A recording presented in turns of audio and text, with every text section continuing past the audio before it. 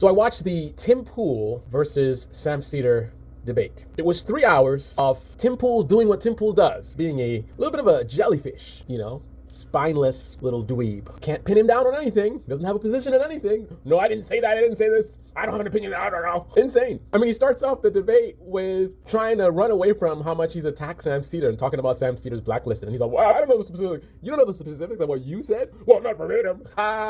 It'd be one thing if he said it once, but he said it so many times. He's attacked Sam Sedar so many times. So to act like he doesn't have any idea, it's not even like he was like unsure of all the details. He was just kind of like, oh, I what? I mean, come on, bro. And then I think one of the best parts was Sam Sedar was able to say a lot of stuff, like, for example, really aggressive language against Trump. And Tim Pool, nothing. The guy's online talking about Trump is great, you should vote for Trump, and the Democrats are gonna ruin this country. And then you bring on this guy from the Majority Report, this progressive dude, left-winger, who's been attacking you, attacking Trump, and he's able to attack Trump on your show, and you just go, what a spineless little dweeb. I mean, he fits in perfectly on the right, I have to say, because a lot of right-wing influencers, I mean, look at Ben Shapiro, man. These are weak beta men, really weak beta men. You have that man baby that was fighting at the poll location.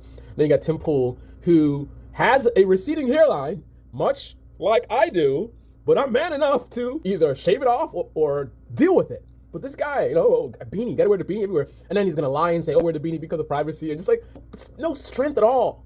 There's no man in Tim Pool. He's all boy. Anyway, also, I find it very interesting how Tim Pool pretends to kind of be a left-winger this episode. He pretends to agree with the left on a lot of things, contrary to the content on his own channel, right? So let him tell it in this debate. He's actually on the left, right? He actually believes in a lot of things that the left wing believes in, right? However, he doesn't put his money where his mouth is. He has a massive platform, and instead of using his platform to advocate for the things he pretends to care about, he uses it to do the exact opposite, right? To uplift and promote ideas contrary to the ones that he pretends to have in this video. And I say pretend to have, but he may actually believe in these things. He may actually have left-wing values, but his actual values are irrelevant in the context of talking about his show. Because like a lot of American media, our news media is entertainment, right? So just like how, Denzel Washington is not some corrupt gangster, right? That's just a character he played in Training Day, right? He was an actor playing character. So you can't look at his behavior in that movie and attribute it to Denzel Washington, right?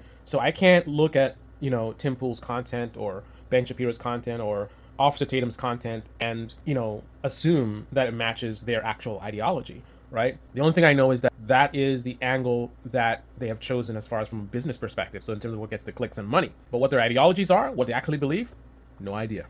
That's my thoughts on the Tim Pool versus Sam Sedar debate. Laughable, ridiculous, spineless, just a demonstration of what has happened to the American conservative movement. It's just a movement of hypocrisy, talking about masculinity has an issue and men aren't men. Tim Pool is not a man. Ben Shapiro is not a man. Officer Tatum is not a man. These are boys, right? That guy with the let's go Brandon hat, right? That which wouldn't comply, right? Remember, if someone like me gets shot by the police, I should just complied.